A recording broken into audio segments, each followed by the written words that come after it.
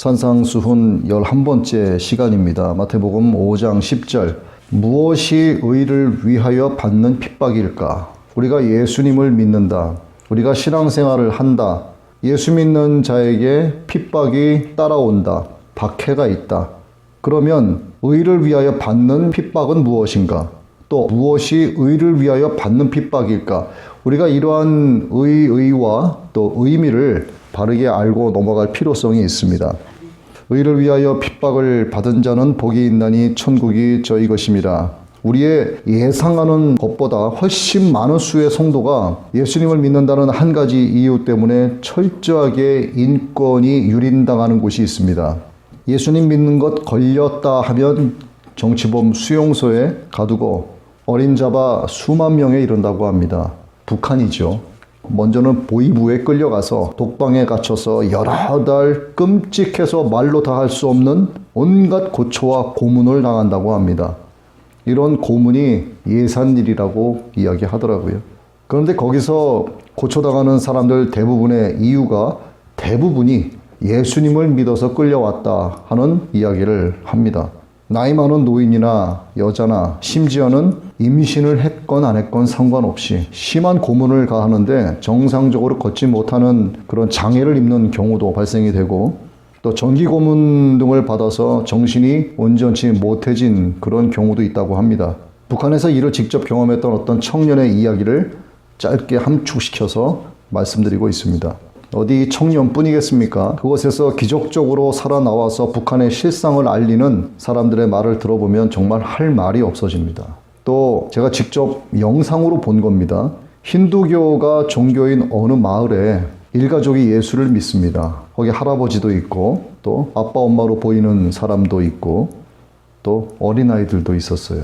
일가족이 함께 사는데 동네 한가운데 끌려 나와서 수많은 군중들이 그 가족들에게 달려들어서 발길질을 해댑니다. 거긴 어린아이도 있다고 했죠. 그리고 어떤 청년으로 보이는 사람들이 저쪽에 가서 나뭇가지 굵은 것들을 가져다가 그 가족들을 두들겨 팹니다. 급기야는 한쪽에 그 일가족을 다 몰아놓고 기름을 뿌립니다. 그리고 어떻게 했을까요? 불을 붙입니다.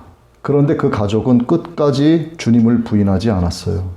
그리고 그렇게 새카맣게 다 죽어갔습니다. 그 영상을 끝까지 다 봤어요. 보고 또 봤습니다. 그러면서 어떤 생각이 들었는가? 내가 과연 저 자리에 있었다면 내가 저렇게 할 수 있을까? 저 고난을, 저 핍박을 내가 저렇게 견딜 수 있을까? 내가 끝까지 인내하면서 내 믿음을 주님 앞에 증명해 보일 수 있을까? 과연 내 믿음이 저 정도 될까? 제 자신을 돌아보는 그런 계기가 되고 믿음의 도전이 됐습니다. 오늘 우리는 그들이 당하는 핍박에 직접 동참할 수는 없지만 그들을 위한 기도는 할 수 있습니다. 로마 치하 예루살렘 성도들은 핍박을 받았을 때 밤중에 다락방에 모여서 다음의 말씀과 같이 소리 높여서 기도했습니다. 핍박이 가해지고 있을 때였죠. 사도행전 4장 29절 30절의 말씀인데 주여 이제도 그들의 위협함을 굽어보시옵고 또 종들로 하여금 담대히 하나님의 말씀을 전하게 하여 주시오며 손을 내밀어 병을 낫게 하시옵고 표적과 기사가 거룩한 종 예수의 이름으로 이루어지게 하옵소서. 그 핍박 가운데서도 그렇게 기도를 했습니다. 그들은 핍박을 물리쳐달라고 기도하기 전에 핍박 중에도 복음을 더욱더 담대하게 전할 수 있게 해달라고 기도한 거죠. 또 핍박당하는 그들을 통해 하나님의 능력과 권세가 나타나서 모든 사람들의 마음을 감동시키고 하나님의 영광을 보게 해달라고 기도했습니다. 우리에게 이러한 일이 주어진다면 과연 우리도 이렇게 할 수 있을까? 나를 박해하고 나를 핍박하는 자들을 향해서 복음을 전하고 복음을 전할 때 하나님의 영광이 나타나서 그가 하나님을 찬양할 수 있게 해주옵소서. 우리가 과연 나를 핍박하는 자들을 놓고 그렇게 기도할 수 있을까? 믿음의 도전이 되는 거죠, 우리에게. 그런데 이것이 오늘 나의 이야기가 되고 우리 모두의 이야기가 되고 오늘날 이 한국의 교회의 이야기가 되어야 되고 열방의 모든 성도들의 이야기가 되어야 하는 거죠. 그렇게 기도가 끝나자 성령께서 그들 가운데 임재하셨고 모든 성도로 하여금 성령 충만하게 하셔서 복음을 담대하게 전하도록 역사하셨습니다. 사도행전 4장 31절의 말씀이죠. 그들이 기도하기를 마침에 그들이 함께 모인 곳이 흔들리더니 그들이 다 성령님으로 충만하여 담대히 하나님의 말씀을 말하니라. 저는 지금 킹 제임스 흥정역 버전의 성경으로 말씀을 드리고 있습니다. 그러자 예루살렘이 십자가 앞에 굴복했습니다. 온 유다와 사마리아가 하나님 앞으로 돌아오는 기적이 일어난 거죠. 성도들의 이러한 모습에 대해서 사도 바울이 말을 합니다. 빌립보서 1장 12절 이하의 말씀인데, 형제들아 내가 당한 일이 도리어 복음 전파의 진전이 될 줄을 너희가 알기를 원하노라. 이러므로 나의 매임이 그리스도 안에서 모든 시위대안과 그 밖에 모든 사람에게 나타났으니, 사도 바울은 이때 감옥에 있었어요. 감금당하고 핍박을 받고 있는 이 일을 인하여 더욱더 복음의 역사가 나타나기 시작을 한 겁니다. 이러한 성도들의 모습을 듣고 사도 바울이 기쁘죠. 그래서 그들에게 이렇게 이야기하는 겁니다. 형제 중 다수가 나의 매임으로 말미암아 주 안에서 신뢰함으로 겁없이 하나님의 말씀을 더욱 담대히 전하게 되었느니라. 이게 성령님의 역사 아니겠습니까?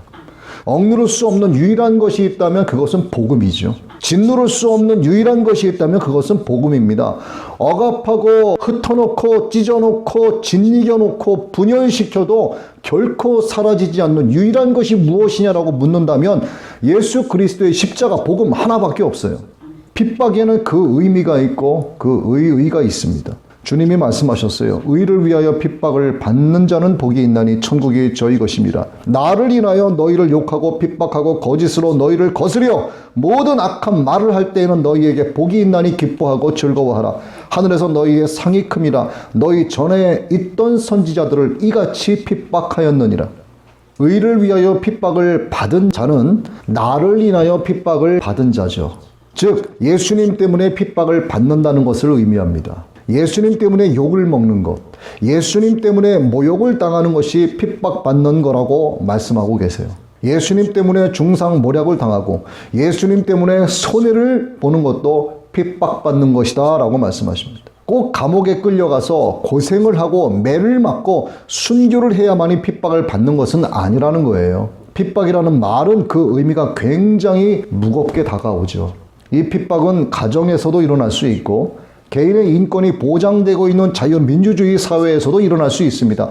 지금 버젓이 일어나고 있지 않습니까? 또 직장에서도 일어날 수 있어요. 또 서두에 말씀드린 것처럼 북녘땅과 같이 독재정치의 산화와 그릇된 사상이 박힌 권세자 밑에서도 일어날 수 있습니다.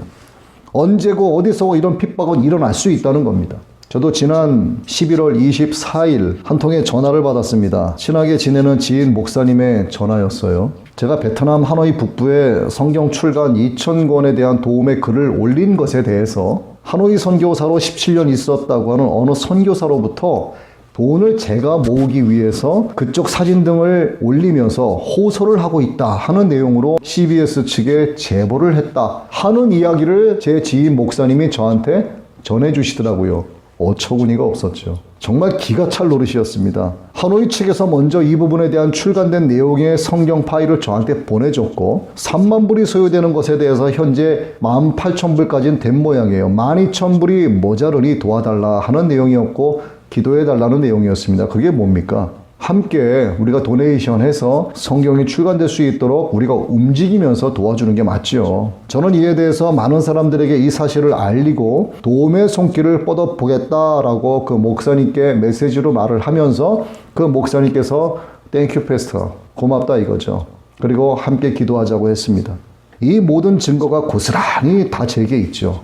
몽족 성경 2,000권 출간할 관련 파일도 제게 있습니다. 이 귀한 성경 파일을 제가 그쪽에 달라고 했을까? 아니요. 그쪽 목사님이 저에게 로컬 목사님이 보내주신 거죠. 말하지도 않았는데 보내주신 겁니다. 현재 로컬 담당 목사님과 저는 수년 함께 만나면서 교제를 하고 해당 산골 교회 안에 있는 목사님의 집까지 가서 숙식하고 주님 안에서 복음을 위해서 그쪽 많은 교회들의 리더들을 모아놓고 신학 세미나도 진행을 했습니다. 그게 이제 자비량으로 하고 있는 하노이 북부 쪽의 선교 일이죠. 이렇게 연합해서 어떻게 해서든 복음을 전하려고 하는데 자신은 H교단의 정식 파송 선교사다. 저는 정식 파송 선교사가 아니라는 겁니다. 맞아요. 저는 정식 파송된 선교사가 아닙니다. 저는 자칭 선교사고요. 제 자비량으로 하고 있어요. 푼푼이 모아지면 그때 이제 베트남으로 가는 거죠. 그래서 어디서도 아무런 지원을 받지 못합니다. 그래서 조금씩 모이는 대로 간신히 차비와 숙식비와 일부의 비용이 마련되면 다녀오는 거죠. 그리고 거기서 사용하고 남은 돈이 있으면 그 목사님께 제가 차비로 할 기본적인 비용만 빼고 다 드리고 옵니다. 아끼고 아껴서 현지인들이 먹는 길거리에서 파는 값싼 국수로 끼니를 때우고 또는 편의점에서 라면을 사다가 끓여 먹어요. 호텔이 아니고 밥을 해 먹을 수 있는 작은 어떤 그런 여관 같은 곳입니다. 그렇게 일주일가량 써봐야 항공료와 숙식비 포함해서 한국 돈으로 한 60만 원가량 사용해요. 그리고 한국으로 돌아올 때 공항으로 올 교통비만 이렇게 제외하면 보통 20만 원, 또 20여만 원 정도가 남아요.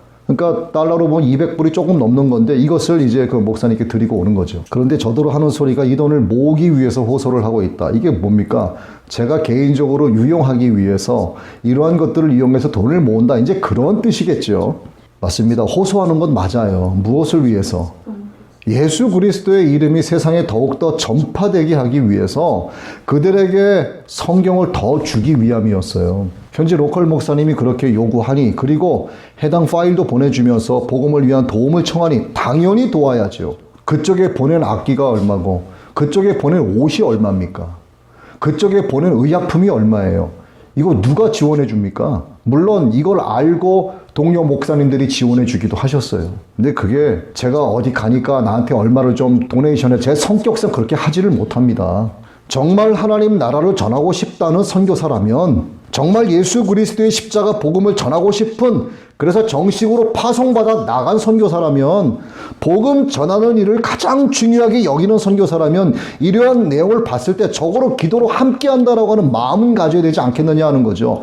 도와주지는 못할 망정 주님께서 이 모든 것을 아시죠. 주님께서 제 마음을 아십니다. 제가 그 전화를 받고 얼마나 울었는지 몰라요. 너무 마음이 아파서 저를 음해하고 모함한 그 선교사라는 목사님의 전화번호도 알고 있습니다. 하지만 전화하지 않았어요. 왜? 주님께서 아시기 때문에. 하나님의 심판대 앞에서 이 모든 것이 낱낱이 밝혀질 것이기 때문입니다.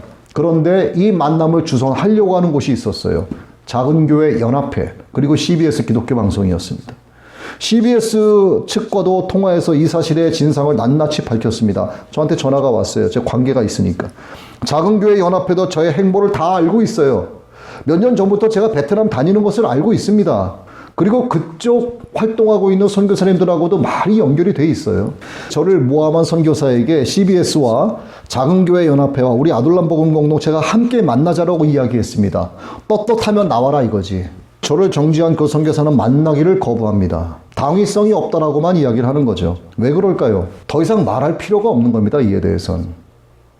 그리고 저를 종말론자로 몰아가고 있어요. 네, 우리는 지금 마지막 시대를 살아가고 있는 게 사실입니다. 우리는 종말론적 신앙관을 가져야 되는 게 맞아요. 우리는 언젠가는 죽게 되고 언젠간 주님이 오시게 돼요. 그런데 세상의 정세가 그렇게 지금 흘러가고 있습니다. 이건 사실입니다. 요한계시록 14장 12절에 성도들의 인내가 여기 있나니 그들은 하나님의 계명과 예수에 대한 믿음을 지키는 자니라 하시니, 말씀과 같이 우리의 인내로서 우리의 믿음을 주님 앞에 증명해내야만 하는 그런 시대에 이 과도기적 시기를 우리가 지금 살아가고 있다 이 말이죠. 하나님의 말씀으로 무장되어 있고 늘 깨어 기도하고 하나님의 영으로 충만한 자들은 지금이 마지막 시대라고 하는 것을 다 압니다. 목사이기 때문에 알고 집사이기 때문에 모르는 게 아니에요. 평신도이기 때문에 모르고 장로 권사이기 때문에 아는 게 아닙니다. 기도하는 자가 알고 말씀을 가까이 하는 자가 알고 하나님을 간절히 찾는 자가 아는 거예요. 이것은. 요한계시록 강해 설교를 하면 종말론자가 되는 겁니까? 그래서 기름 부음 받았다고 하는 많은 목사님들이 이런 소리 듣기 싫어서 요한계시록 설교를 하지 않는 거냐 이 말이죠. 아니면 요한계시록을 감히 접근할 자신이 없어서 그런 겁니까? 아니면 왜 그러냐 이거죠. 적어도 목사의 입에서 이러한 비판이, 이런 정죄가 나왔다면 그런 믿음으로의 회복이 누구보다 필요한 자라고 여겨졌습니다. 시대적 정황을 바른 믿음의 눈으로 보고 깨닫는 지혜가 누구보다 필요한 자라고 여겨진다, 이렇게 생각이 들더라고요. 세상의 마지막은 하나님의 심판을 기준으로 해서 예수 그리스도의 복음을 기준으로 하여 한쪽은 짐승의 편이고 한쪽은 어린 양 예수 그리스도의 편에 선 교회가 될 것입니다. 그런데 여기서 잘 들으셔야 됩니다. 어린 양 예수 그리스도의 편에 선 교회들 가운데에는 짐승의 편과 교집합을 이루는 교회들이 반드시 있다는 거예요. 그 수가 얼마나 될까요? 저도 모릅니다. 그러나 예측하기로는 매우 많을 것으로 사료됩니다. 왜? 요한계시록을 설교하면 종말론자라고 정지하고 매몰시키려고 하고 짓누르려고 하는 나름 한국에서 손가락 순위에 들어가는 여느 목사님들이 바리새인의 모습으로 나타나고 있기 때문이죠. 왜 그들은 WCC, NCCK, WEK를 받아들이느냐? 왜 굴지의 신학대학교에서 동성애를 찬동하거나 옹호하는 발언 등을 일삼아도 내버려 두냐 이거죠. 시대적 흐름이기 때문에 성경은 성경이고 시대적 흐름은 시대적 흐름이다. 이걸 복음의 논리라고 주장하는 거라면 그것은 더 이상 복음이 아닌 변질된 교리에 불과한 거죠. 곧 죽음을 전하는 부음밖에 안 되는 겁니다. 이를 과연 하나님께서 기뻐하실까? 정말 말씀 앞에 자신의 마음을 찢으며 돌이켜보았을까? 그런 분들에게 정말 한번 묻고 싶습니다. 주님은 기뻐하고 즐거워하는 마음으로 핍박을 받으라 말씀하셨어요. 그러면 하나님께서 약속하신 엄청난 은혜를 받게 된다라고 약속을 하셨습니다. 그 은혜가 무엇인가? 천국이 저희 것이 되고 하늘에서 그들을 위해 큰 상이 준비되는 그 영광을 말하는 겁니다. 우리가 이 영광을 바라보고 나아가는 거죠.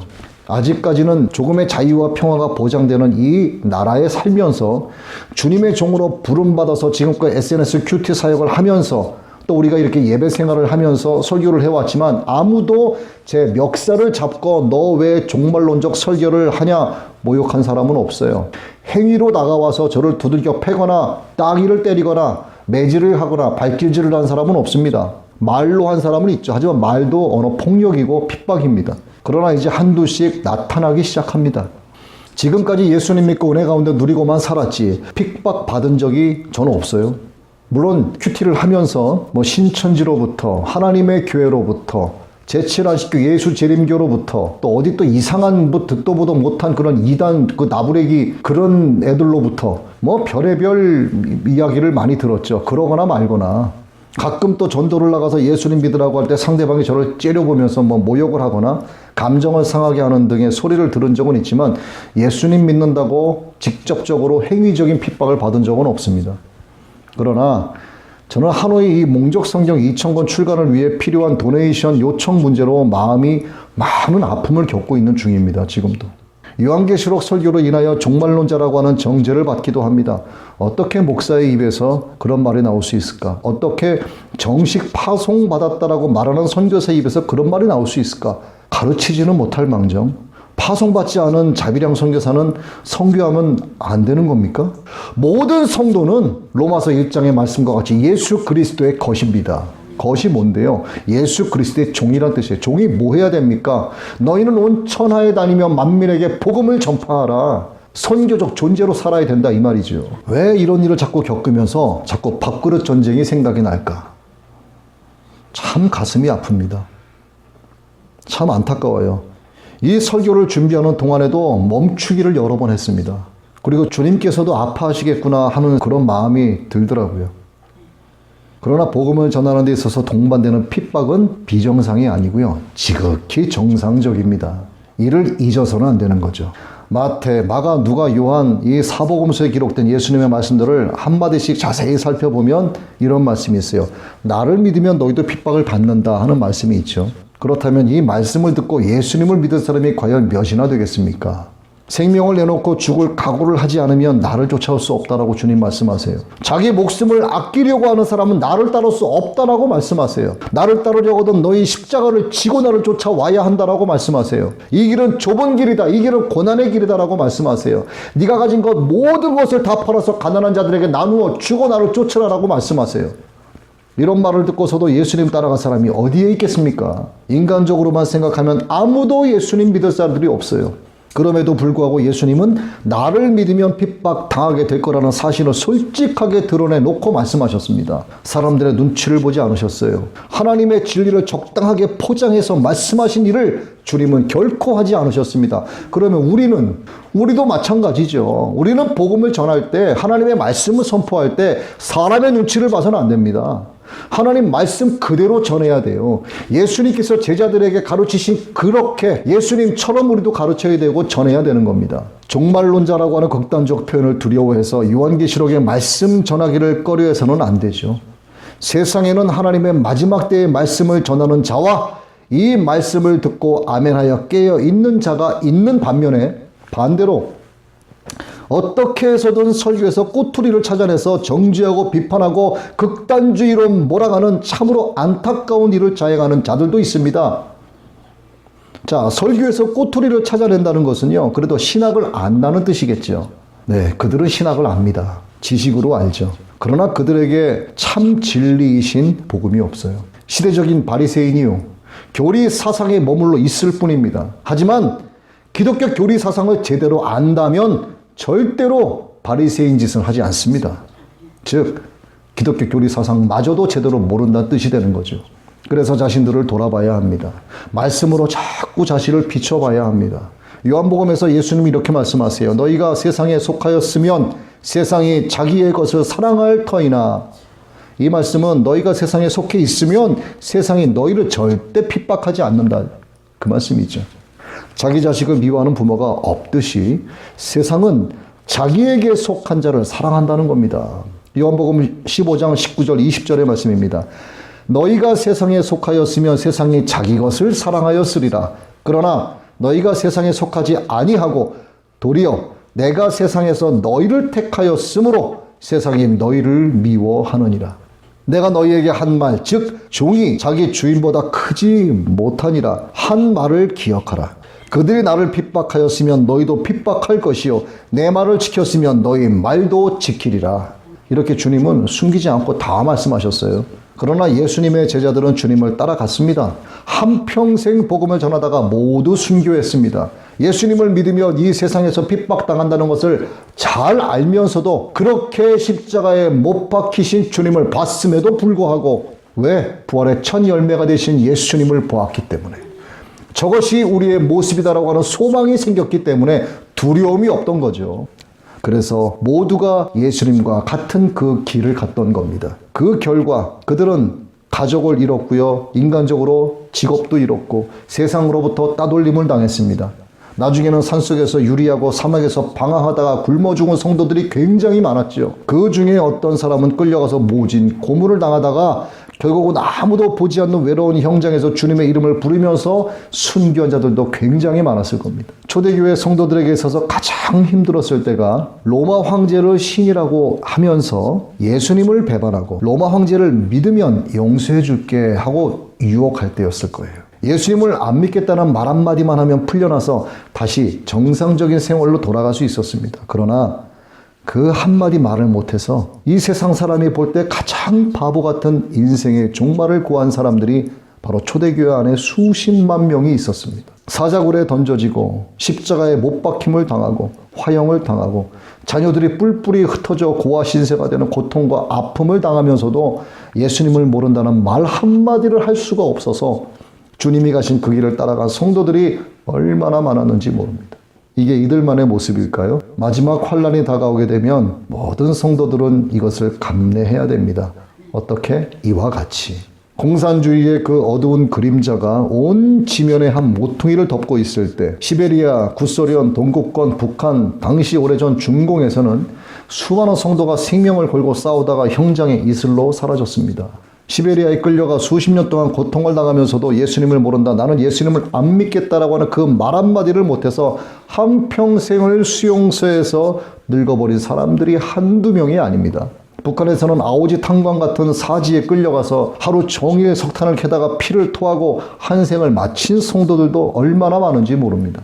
지금도 예수님을 모른다는 말 한마디를 못해서 너무나 고통스러운 인생을 살아가고 있는 사람들이 너무나 많습니다. 일제시대 일본은 우리에게 간교한 유혹을 했죠. 천황에게 절하라. 천황이 신이다. 그때 주기철 목사님은 생명을 걸고 싸웠습니다. 구속당하기 얼마 전에 한 설교가 있는데 못합니다. 못합니다. 그리스도의 신부는 다른 신에게 정절을 깨뜨리지 못합니다. 못합니다. 못합니다. 그리스도의 신부는 일본 신사에게 절하지 못합니다. 나는 어렸을 때 주 안에서 자랐고 예수 그리스도에게 충성을 10번 100번 맹세했습니다. 드리리다 드리리다. 이 목숨 하나만이라도 주님께 드리리다. 결국 감옥에 들어간 주기철 목사님은 시체가 돼서 나왔습니다. 다시 한번 말씀을 드립니다. 예수님 믿는 사람에게 동반되는 핍박은 지극히 성경적이고 지극히 정상적인 현상입니다. 그것은 곧 예수님을 따라가고 있다는 것을 의미하는 거죠. 베드로처럼 목숨을 부지하겠다고 예수님을 부인한다면 그 트라우마가 얼마나 큰지 평생 거기서 헤어나지 못할 거라고 봅니다. 물론 나중에 회개하고 예수님께 다시 돌아온 사람도 많습니다. 그러나 나는 한때 예수님을 모른다고 부인했는데 나 살겠다고 예수님을 버렸는데 하는 가책이 늘 자신을 괴롭히면서 따라다닌다라고 말을 하더라고요. 우리도 자칫 세상의 억압과 핍박이 무서워서 예수님을 부인할 수도 있습니다. 남의 얘기가 아닙니다. 짐승의 편에 설 수도 있습니다. 우리도 그렇게 될 수 있어요. 그러나 그렇게 돼서는 안 된다는 겁니다. 주님 편에 있어야 되죠. 언제나 주님 편에 있어야 됩니다. 주님의 위로의 말씀을 기억해야 됩니다. 두려워 말라. 내가 너와 함께 함이니라. 우리 두려워하지 않았으면 좋겠어요. 우리 담대했으면 좋겠습니다. 우리 복음의 본질을 지켜갔으면 좋겠습니다. 인내로서 믿음을 증명했으면 좋겠어요. 오늘 주님께서 우리에게 주시는 말씀을 마음에 깊이 새기시기 바랍니다. 마지막을 살아가는 이 시대에 우리에게 너무도 필요한 말씀이요, 우리에게 큰 위로가 되는 말씀입니다. 여러분 모두가 어떠한 핍박에도 굴하지 말고 믿음으로 말미암아 세상을 당당히 이기시는, 그래서 여러분의 믿음을 주님께 증명해내시기를 예수 그리스도의 이름으로 축원합니다. 아멘.